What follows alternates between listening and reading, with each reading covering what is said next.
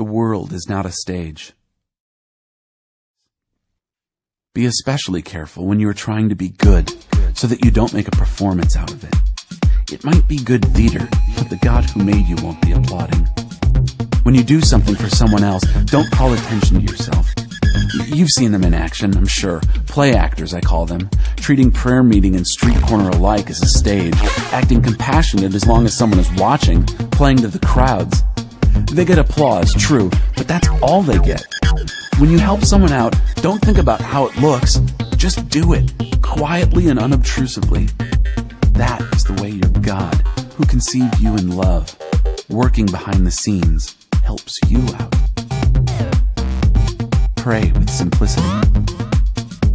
And when you come before God, don't turn that into a theatrical production either. All of these people making a regular show out of their prayers, hoping for stardom. Do you think God sits in a box seat? Here's what I want you to do.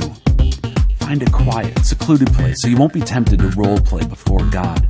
Just be there as simply and honestly as you can manage. The focus will shift from you to God, and you will begin to sense His grace. The world is full of so-called prayer warriors who are prayer ignorant. They're full of formulas and programs and advice, peddling techniques for getting what you want from God. Don't fall for that nonsense. This is your Father you are dealing with, and He knows better than you what you need. With a God like this loving you, you can pray very simply, like this. Our Father in heaven, reveal who you are. Set the world right. Do what's best, as above, so below. Keep us alive with 3 square meals. Keep us forgiven with you and forgiving others. Keep us safe from ourselves and the devil. You're in charge. You can do anything you want. You're ablaze in beauty. Yes, yes, yes! In prayer, there's a connection between what God does and what you do. You can't get forgiveness from God, for instance, without also forgiving others. If you refuse to do your part, you cut yourself off from God's part.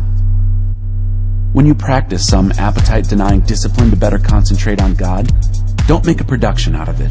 It might turn you into a small-time celebrity, but it won't make you a saint.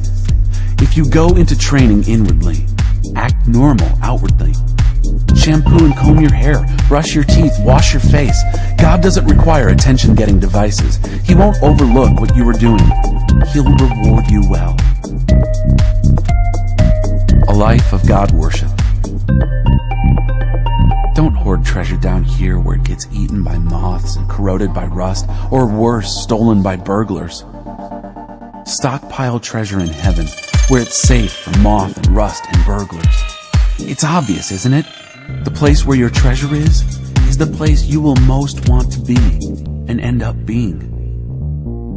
Your eyes are windows into your body. If you open your eyes wide in wonder and belief, your body fills up with light. If you live squinty-eyed in greed and distrust, your body is a dank cellar. If you pull the blinds on your windows, what a dark life you will have. You can't worship 2 gods at once. Loving one God, you'll end up hating the other. Adoration of one feeds contempt for the other. You can't worship God and money both. If you decide for God, living a life of God worship, it follows that you don't fuss about what's on the table at mealtimes or whether the clothes in your closet are in fashion. There's far more to your life than the food you put in your stomach, more to your outer appearance than the clothes you hang on your body. Look at the birds, free and unfettered, not tied down to a job description, careless in the care of God. And you count far more to Him than birds. Has anyone, by fussing in front of the mirror, ever gotten taller by so much as an inch? All this time and money wasted on fashion, do you think it makes that much difference? Instead of looking at the fashions, walk out into the fields and look at the wildflowers. They never primp or shop, but have you ever seen color and design quite like it? The 10 best-dressed men and women in the country look shabby alongside them. If God gives such attention to the appearance of wildflowers, most of which are never even seen, don't you think He'll attend to you, take pride in you, do His best for you? What I'm trying to do here is get you to relax, to not be so preoccupied with getting, so you can respond to God's giving.